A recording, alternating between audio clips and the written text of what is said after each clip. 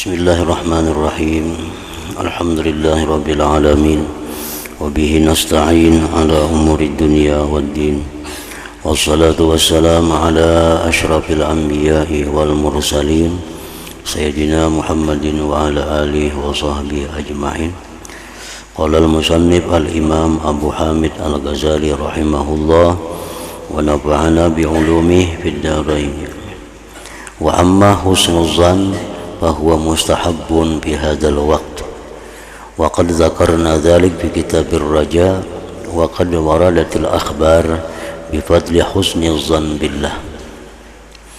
Dakhala Wasilah bin al-Asqa ala marid faqala akhbirni kayfa zannuka billah qala aghraqatni dhunubun li wa ashraftu ala halakah walakinni arju rahmat rabbi.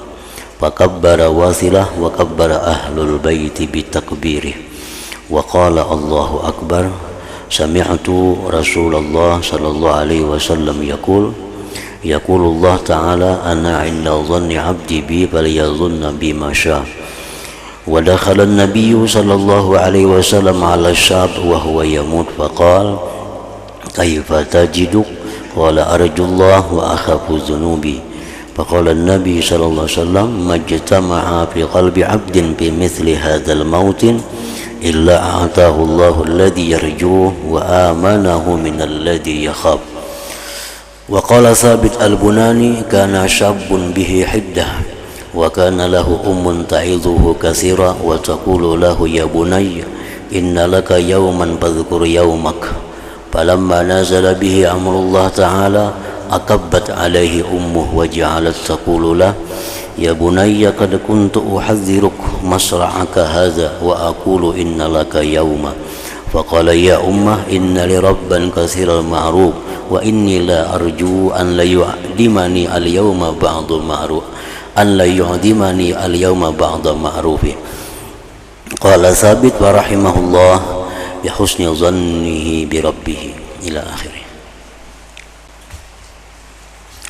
Makna perkataan Imam Al-Ghazali rahimahullah wa nafa'ana bi ulumihi fid dharain.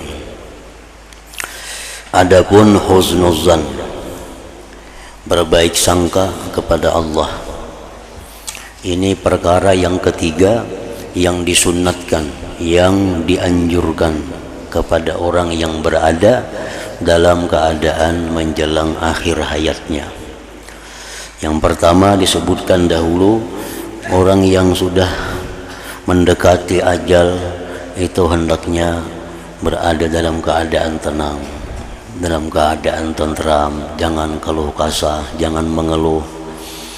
Yang kedua, hendaknya dia berusaha untuk mengucapkan kalimat la ilaha illallah, dan itu disunatkan bagi yang hadir untuk mentalkinkan di telinganya, untuk membacakan di telinganya la ilaha illallah itu. Nah, yang ketiga, keadaan yang ketiga yang sangat dianjurkan bagi orang yang dekat ajal, berbaik sangka kepada Allah Subhanahu wa ta'ala. Adapun husnuzan, maka itu disunatkan pada waktu ini. Dan telah kami sebutkan yang demikian itu pada Kitabur Raja, dan hadis-hadis telah datang dengan keutamaan husnuzan dengan Allah Ta'ala. Jadi artinya bukan hanya menjelang ajal, tetapi dalam keadaan-keadaan lain pun husnuzan kepada Allah itu sangat dianjurkan. Namun pada waktu mendekati ajal itu sangat kuat anjurannya. Di waktu sihat, di waktu kita baik, kita masih jauh dengan kematian, itu pun dituntut untuk selalu berbaik sangka kepada Allah. Nah, pengertian berbaik sangka kepada Allah itu adalah meyakini di dalam hati bahwa Allah itu bermaksud baik dengannya. Itu pengertian husnuzan billah. Allah itu bermaksud baik dengan dirinya. Nah, ini dituntut dimanapun kita berada, sedang apapun kita mesti husnuzan dengan Allah. Kita mendapat satu nikmat dari Allah, nah kita husnuzan bahwa ini adalah Allah bermaksud baik kepadaku dengan memberi nikmat ini. Kita dapat hal-hal yang kada nyaman, hal-hal berupa musibah, nah itu pun kita husnuzan dengan Allah. Artinya apa? Bahwa dalam hati kita meyakini bahwa bala bencana yang dikirim Allah kepadaku ini adalah tujuannya baik dari Allah. Nah, sama kayak mantri, kayak dokter, nah, menyakiti kita, menyuntik kita, kadang-kadang membedah kita. Nah, itu kita yakin bahwa dokter ini tujuannya baik. Lalu kita dengan senang hati menerima yang sakit dari dokter itu. Karena kita yakin dokter ini menyuntik ini tujuannya bagus, hendak menyehatkan kita. Bahkan mau operasi kita rela karena tujuan kita yakin tujuan dokter ini adalah bagus. Nah, demikian lagi, lebih lagi Allah Subhanahu wa taala. Allah kirim kepada kita hal-hal yang tidak menyenangkan, baik pada diri kita penyakit atau pada harta atau pada yang lainnya. Kita husnuzan, ini adalah tujuan Allah baik, agar aku baik, agar aku sihat ruhaniku, agar aku selalu dekat dengan Allah. Nah, itu husnuzan ngarannya. Nah, dalam keadaan menjelang ajal itu lebih lagi husnuzan ini diutamakan. Wasilah ibnul Asqa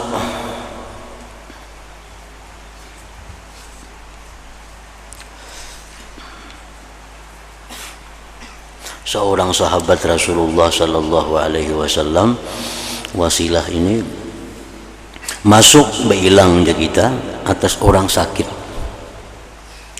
Lalu beliau berkata, beritahukanlah kepadaku bagaimana sangkaanmu kepada Allah. Ujar Wasilah lawan Anggaring ini kayak apa itu menyangka Allah itu. Orang sakit itu berkata, saya telah ditenggelamkan oleh dosa-dosaku dan saya mendekati kebinasaan, kematian artinya, tetapi saya mengharapkan rahmat Tuhanku. Ujar Anggaring ini memang kalau aku ingat dosa-dosa maka aku ini binasa, tapi yang ku ingat adalah, yang ku harap adalah rahmat Allah Subhanahu wa ta'ala. Maka Wasilah bertakbir, Allahu Akbar, ujar Wasilah. Dan keluarga di rumah juga mengucapkan takbir disebabkan takbirnya Wasilah.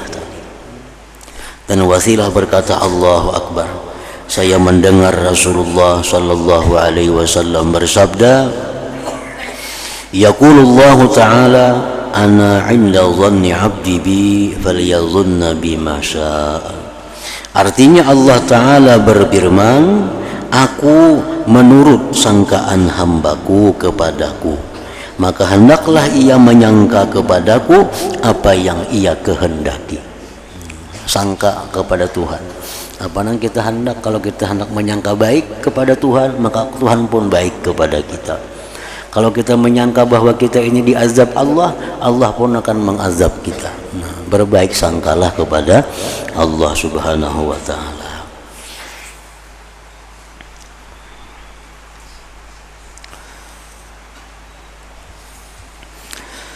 Rasulullah sallallahu alaihi wasallam masuk, artinya bailang, kepada seorang pemuda dan ia akan mati. Kemudian dalam keadaan sakit, dalam keadaan sudah parak ajalnya. Lalu beliau bersabda, kaifa tajiduk, wahai pemuda, bagaimana kamu mendapatkan dirimu? Artinya kayak apa rasanya ikam nih, wahai pemuda, kayak apa rasanya nih? Pemuda itu menjawab, saya mengharap rahmat Allah dan saya takut dosa-dosaku. Artinya ulun ini takutan lawan dosa-dosa banyak yang diperbuat, tapi selalu mengharap rahmat Allah. Selalu mengharap rahmat Allah. Lawan dosa takutan, tapi bila ingat rahmat Allah, nah itu yang diharapkan hanya rahmat Allah. Maka Rasulullah sallallahu alaihi wasallam bersabda, "Majtama'a fi qalbi 'abdin bi mithli hadzal mautin illa a'tahu Allahu alladhi yarju wa amanahu min alladhi yakhaf." Artinya, ujar Nabi, tidaklah berkumpul harap dan takut dalam hati seorang hamba pada seperti tempat ini, artinya pada waktu mendekati ajal, melainkan Allah memberikan kepadanya akan yang diharapkan dan ia memberikan keamanan kepadanya dari yang ia takutkan. Jadi artinya orang yang dalam sudah mendekati ajal, ia takut dengan dosanya, terhadap siksaan Allah. Nah, Allah amankan dia dari siksa itu, dan dia mengharap kebaikan Allah, mengharap rahmat Allah, maka orang itu Allah berikan rahmatnya. Nah, kan orang yang dalam sakarat ini kada kawa lagi nyoba ibadah, sembahyang kada kawa lagi, duduk dan didudukakan sudah, berhiring dihiringakan, puasa makin kada kawa lagi nya, membaca Quran sudah mulutnya sudah kada tapi bisa bersuara lagi. Nah, orang yang dalam keadaan sakarat ini yang diandalkan apa? Hanya amal hatinya, hanya perbuatan hati.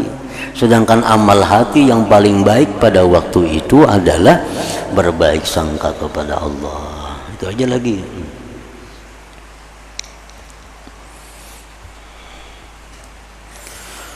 Thabit Al-Bunani berkata, ada seorang pemuda yang pemarah dan ia mempunyai ibu yang banyak menasihatinya. Ia berkata kepadanya, si ibu tadi, "Wahai anakku, sesungguhnya kamu mempunyai hari." Nah, anak nih penyanyitan orangnya. Jar nang mama, "Wahai anakku, ingat, ikam ini mempunyai suatu hari, maka ingatlah harimu." Bahasa kitanya, ikam ini kena bakal mati, ingatlah matimu. Maka ketika urusan Allah Ta'ala turun menimpanya, garing anak ini, garing sudah parak lawan ajal anak ini.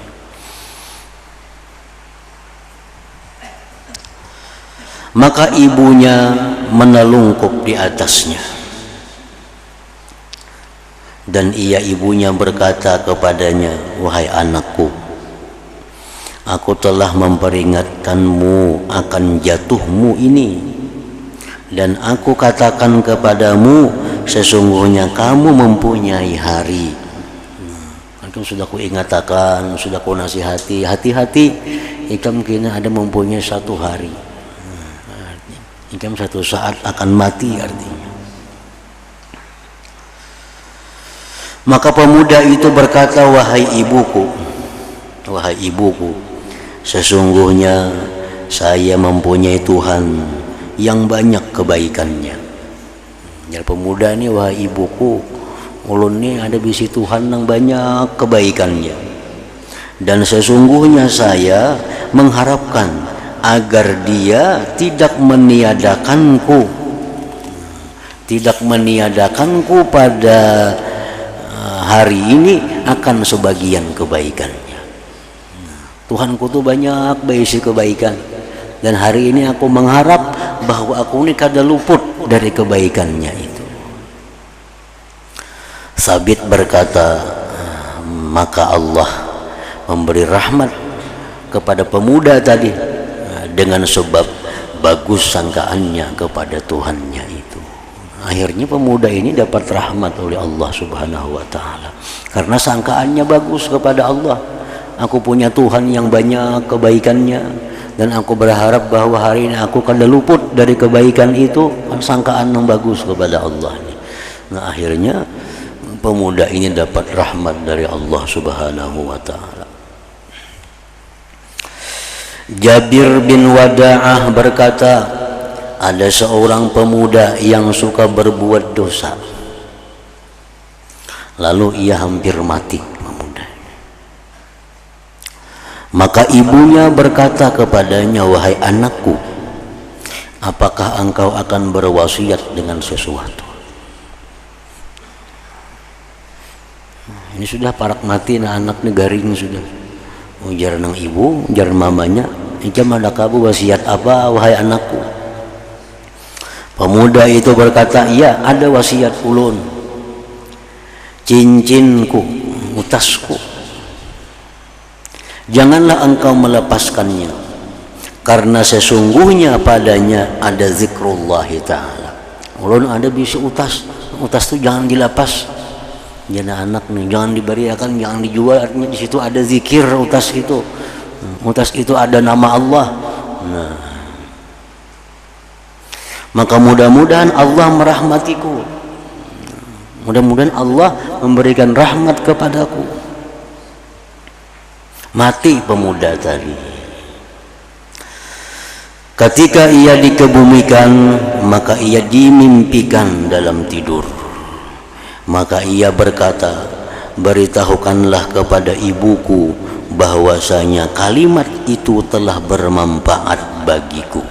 Kalimat itu telah bermanfaat bagiku. Kalimat yang mana? Kalimat yang mudah-mudahan Allah merahmatiku. Cincin itu mahal, di situ ada tulisan Allah. Jangan dijual, pakai aja. Mudah-mudahan Allah memberi rahmat kepada ulun. Mati orangnya. Nah, kalimat mudah-mudahan Allah memberi rahmat itu bermanfaat bagiku, dan bahwasanya Allah mengampuni dosa-dosaku. Nah, ini keutamaan orang husnuzan dengan Allah pada menjelang ajal itu.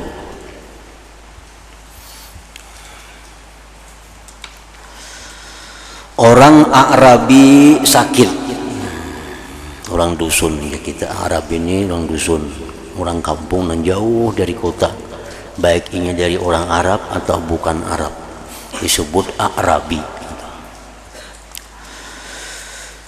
Orang Arabi ini sakit, lalu dikatakan kepadanya, ujar orang, sesungguhnya kamu akan mati. Bah, kamu sakit ini berat nih, ini membawa mati sakit ini. Penyakit ikam ini membawa kematian. Maka orang Arabi itu bertanya, kemana saya akan dibawa pergi? Aku mati kemana mater aku? Mereka menjawab, kepada Allah. Namun ikam mati, kami dikebumikan, diserahkan kepada Allah. Orang Arabi itu berkata, tidaklah kebencianku bahwa saya pergi kepada orang yang tidak dilihat kebaikan selain darinya. Nah, kalau kayak itu aku kada benci mati. Kalau kayak itu aku kada takut mati, karena aku akan dibawa kepada orang yang tidak ada kebaikan selain datang daripadanya itu orang tadi. Karena ini baik sangka lawan Allah ngarannya. Kalau aku mati, aku diatar lawan Allah, aku kada benci, kada takutan, karena aku akan diatar kepada orang yang segala kebaikan pasti datang daripada Allah itu.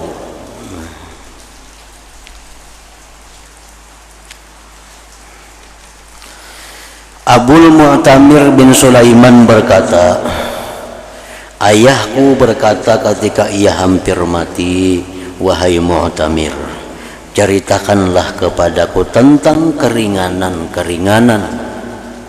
Mudah-mudahan aku menjumpai Allah Azza wa Jal sedang aku baik sangkaan kepadanya. Nah, ini disunatkan nih.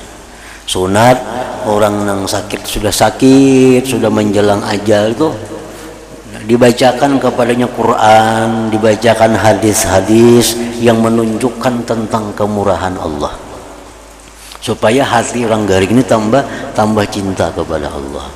Kisahkan lawan orang ini, dahulu ada orang yang banyak dosa, ada orang yang banyak maksiat, batunya tubat sekali matinya ke surga. Nah, ini hadisnya.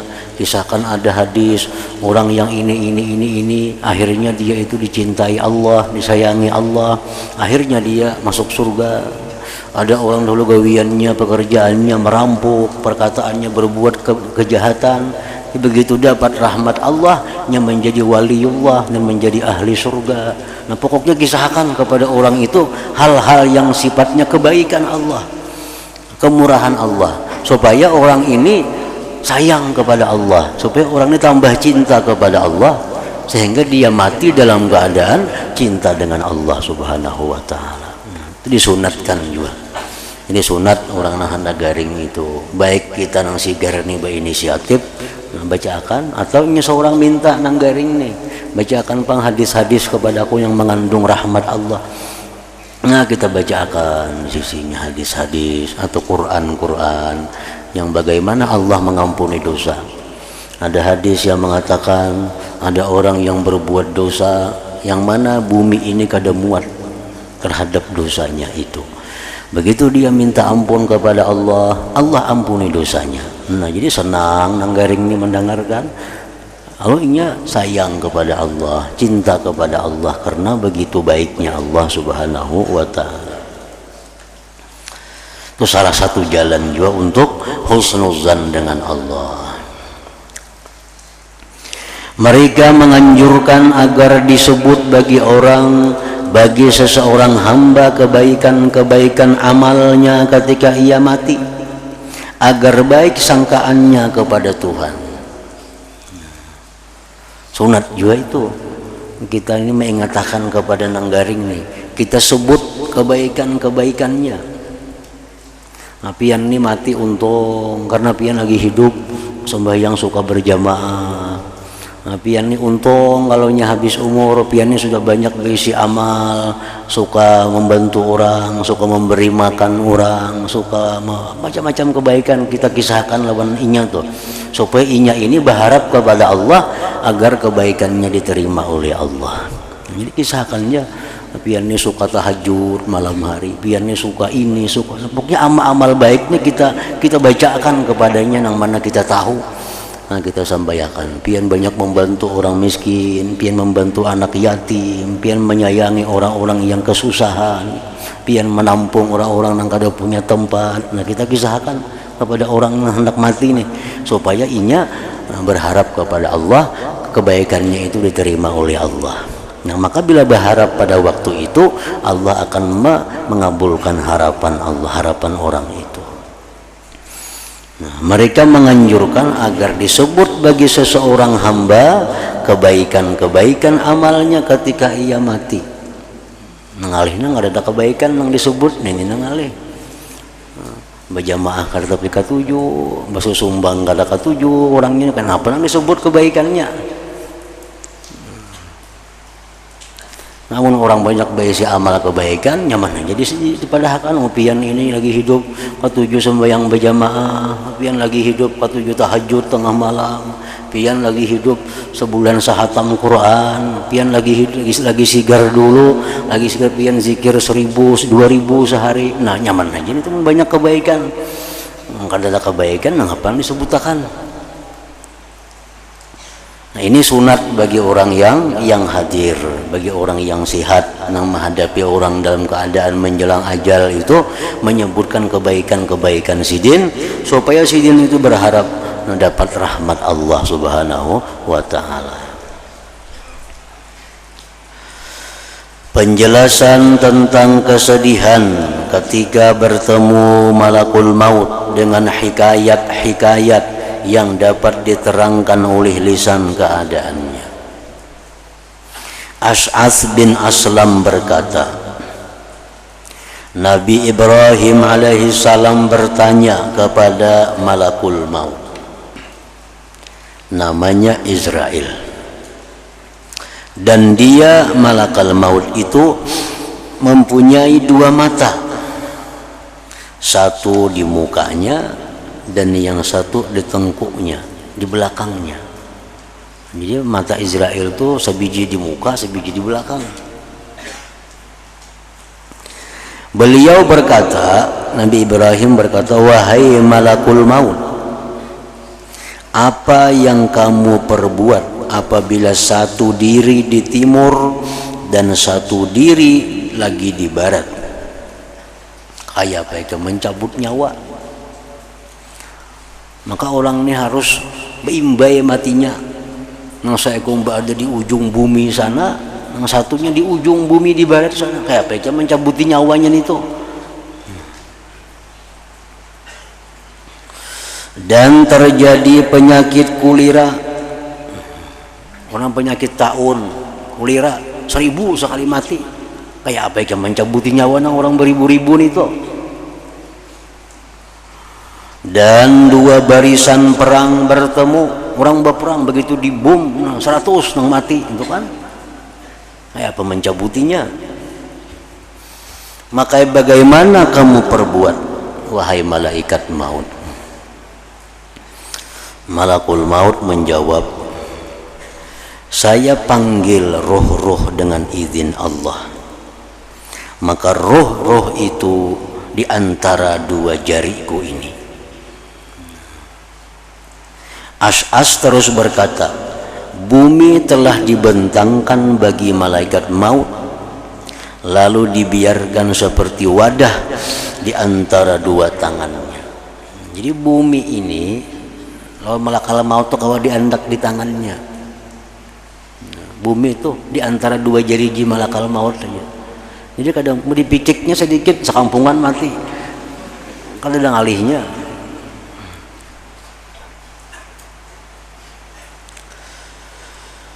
Bumi telah dibentangkan bagi malaikat maut, lalu dibiarkan seperti wadah di antara 2 tangannya. Ia mengambil daripadanya apa yang dikehendakinya. As'as terus berkata, dialah yang memberi kabar gembira kepadanya. Malaikat maut inilah yang memberi kabar gembira kepada Nabi Ibrahim bahwa ia Ibrahim adalah kekasih Allah, adalah Khalilullah Azza wa Jalla. Malaikat maut ini yang menyampaikan kepada Nabi Ibrahim bahwa engkau wahai Ibrahim Khalilullah, adalah kekasihnya Allah Subhanahu wa ta'ala.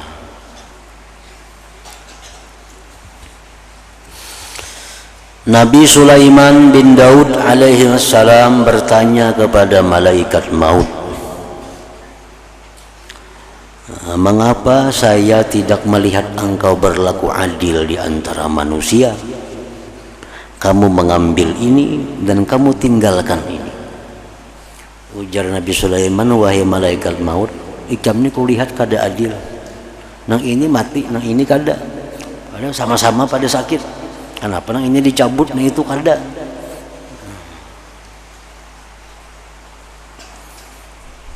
Ada orang motor terbalik, ada nang kada sambuan kalau mati. Kenapa itu? Kok kada adil ngarannya? Sampai terbalik motor juga. Mestinya semuturan tuh mati, ini kada. Saya kok ada nang mati, ada nang sakit sedikit, ada nang sakitnya parah. Nah jadi kulihat ikam ini kada adil. Malaikat maut menjawab, ujar malaikat maut, tidaklah saya tentang yang demikian itu lebih mengetahui daripada kamu. Engkau tahu jawabannya sudah wahai Sulaiman. Engkau tahu jawabannya. Hanya saja itu adalah lembaran-lembaran atau catatan-catatan yang diserahkan kepadaku yang di dalamnya ada nama-nama. Jadi aku ini menjalankan tugas, tergantung apa perintahnya, ini dicabut, ini kada, itu yang kau laksanakan. Artinya bukan kada adil, itu tergantung tugas yang diberikan kepadaku sesuai dengan nama-nama daftar yang diserahkan kepadaku. Wahab bin Munabbih berkata, ada seorang raja dari raja-raja dahulu kala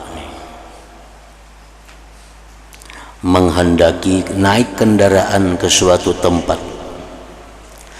Lalu ia meminta pakaian untuk dipakainya, maka pakaian itu tidak mengagumkannya. Lalu ia meminta yang lainnya sehingga ia memakai yang mengagumkannya setelah beberapa kali. Coba baju ini, oh kada cocok, masa kada nyaman, kada pas, ganti baju lain, pasang baju lain. Si raja nih, kada cocok, ganti baju lain, nah hanyar cocok, nah ini baju nampas. Dan begitu pula ia meminta binatang kendaraan, lalu kendaraan didatangkan, maka itu tidak mengagumkannya sehingga binatang-binatang kendaraan didatangkan. Minta kuda, unjuk kuda ini, kuda bagus kudanya, cari yang baik lagi. Nah, ini kudanya, kada bagus, yuk cari kuda yang lebih baik daripada ini. Diseleksi kuda, ambil kuda yang terbaik, serahkan lawan raja itu. Lalu ia menaiki yang terbaik di antaranya. Maka iblis datang, lalu iblis itu meniup pada lubang hidungnya sekali tiupan, maka ia memenuhi raja itu dengan kesombongannya. Ditiup iblis hidung raja, lalu sombong raja tadi. Naik kendaraan yang paling bagus, pakaian yang paling bagus. Kemudian raja itu berjalan dan berjalan bersamanya kuda-kuda, pengawal-pengawal, tentu banyak raja itu. Dan ia tidak memandang kepada manusia karena sombong. Lalu datang kepadanya seorang laki-laki yang usang rupanya. Laki-laki itu mengucapkan salam, maka raja itu tidak menjawab salam. Ada orang laki-laki yang serba usang datang mengucapkan salam, kadang beri salam. Lalu laki-laki itu memegang tali kendali binatang kendaraannya. Lalu si laki-laki tadi mengambil tali kuda kendali. Maka raja itu berkata, lepaskanlah tali kendali itu, kamu telah mengerjakan perkara yang besar. Wah, kamu ini pelanggaran berat nih, mengambil tali kendali kudaku, raja. Laki-laki itu berkata, sesungguhnya saya tidak ada hajat kepadamu. Raja itu berkata, sabarlah sehingga saya akan turun dari kuda tadi. Laki-laki itu berkata, tidak, sekarang saja. Maka laki-laki itu memaksakan raja di atas tali kendali binatang kendaraannya. Raja itu berkata, sebutkanlah hajat itu. Laki-laki itu berkata, itu rahasia. Hajatnya rahasia, dia laki-laki tadi. Maka laki-laki itu mendekatkan kepalanya kepada raja dan membisikkannya seraya berkata, saya adalah malaikatul maut. Dia laki-laki itu, saya adalah malaikat pencabut nyawa. Maka berubahlah warna muka raja dan gemetarlah lisannya. Kemudian ia berkata, si raja tadi, tinggalkanlah saya sehingga saya kembali kepada keluargaku dan memenuhi keperluanku, dan saya mengucapkan selamat tinggal kepada mereka. Ngejar raja, minta waktu sedikit, aku bulik dulu ke rumah, mengumpul kula-kula semua. Malaikat maut berkata, tidak, demi Allah, kamu tidak melihat keluargamu dan barang-barang milikmu selama-lamanya. Lalu malaikat maut itu mencabut nyawa raja, maka raja itu pun jatuh seolah-olah ia seputung kayu. Kemudian malaikat maut itu pergi, lalu ia menemui seorang hamba yang mukmin dalam keadaan demikian. Maka ia mengucapkan salam kepada orang mukmin tadi, lalu orang mukmin itu menjawab salam kepada malaikat maut. Maka malaikat maut itu berkata, sesungguhnya saya mempunyai hajat kepadamu yang akan saya sebutkan pada telingamu. Orang mukmin itu berkata, kemari, sebutkanlah. Maka malaikat itu membisikkan dan berkata, aku adalah malaikat pencabut nyawa. Maka orang mukmin itu berkata, selamat datang dengan orang yang telah lama perginya atasku. Ikam yang kutunggu-tunggu dia orang beriman itu. Maka demi Allah, tidak ada di bumi orang yang pergi yang lebih saya sukai bertemu dengannya daripadamu. Ikam ini orang paling kutunggu di muka bumi, ya ikam ini orangnya. Malaikat maut itu berkata, tunaikanlah hajatmu yang engkau keluar karenanya. Ya, malaikat maut, ikam napa hendak gawe dulu. Ikam ada keperluan, birisakan keperluan ikam. Karena sudah selesai, hanya aku cabut nyawamu. Nah, malaikat maut bersikap lembut kepada orang yang menunggu kedatangannya. Tapi malaikat maut akan bersikap kasar, kada mau ditawar kalau kepada orang yang benci dengan kedatangannya. Jadi Jadi malaikat maut, tunaikanlah hajatmu yang engkau keluar karenanya. Kenapa hendak gawe dulu habisakan? Ini hanya aku cabut. Orang mukmin itu berkata, tidak ada bagiku hajat yang lebih besar padaku dan lebih saya sukai daripada bertemu Allah Ta'ala. Hajatku paling besar bertemu Allah. Kalau dan aku tunggu-tunggu lagi. Malaikat maut berkata, pilihlah atas keadaan apa yang engkau inginkan bahwa saya mencabut nyawamu. Betawar pula malaikat macam hendak kayak apa aku cabut, rahatan berdiri kah, rahatan duduk kah, rahatan kayak apa. Orang mukmin itu berkata, apakah engkau mampu berbuat demikian? Malaikat maut berkata, iya, saya diperintah dengan demikian. Orang mukmin itu berkata, biarkanlah saya sehingga saya berwudu dan sembahyang, kemudian cabutlah nyawaku sedang saya sujud. Itu aja yang aku minta waktu berwudu dulu, sembahyang, kena rahat sujud, cabut dia nyawaku lagi. Maka malaikat maut mencabut nyawa orang mukmin itu yang sedang sujud tadi. Jadi artinya kesimpulannya bahwa malaikat maut itu dengan senang hati, kawa ditawar menawar. Kalau kita senang dengan kedatangannya, kita sambut kedatangannya, salamnya kita jawab. Malaikat maut akan keras kada kawa ditawar sedetik pun kalau kita kada menyukai kedatangannya, kita kada menjawab salamnya seperti raja tadi. Nah, hingga situ Abu Bakar bin Abdullah Al-Muzani berkata,